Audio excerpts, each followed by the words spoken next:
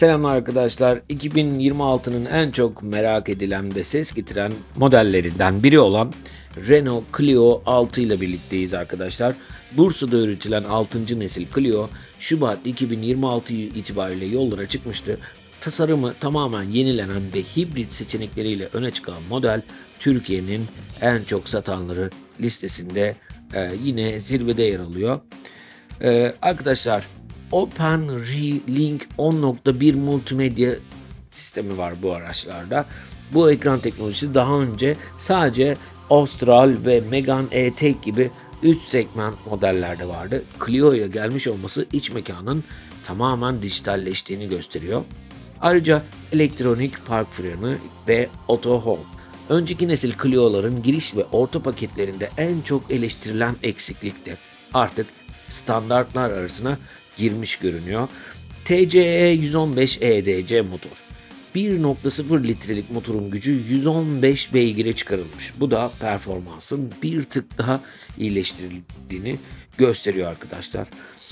Güncel liste fiyatlarına baktığımızda 1.795.000 seviyelerinde şu an itibariyle. Piyasa koşullarında rekabetçi bir konumda olduğunu da gösteriyor bu durum.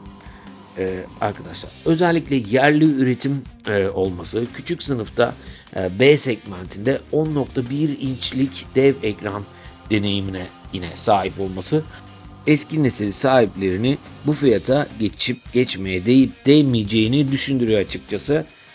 Bu araç mineral gri renginde ve Evolution Plus paketiyle oldukça dolu görünüyor arkadaşlar.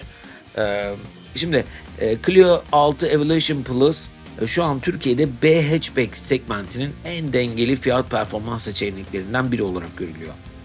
Bu fiyat 2026 piyasası için oldukça iddialı. Eski nesildeki 1.0 litrelik motorun yerini dediğim gibi daha verimli olan 1.2 litrelik 3 silindirli turbo motor aldı. 115 beygir güç ve 190 tork var.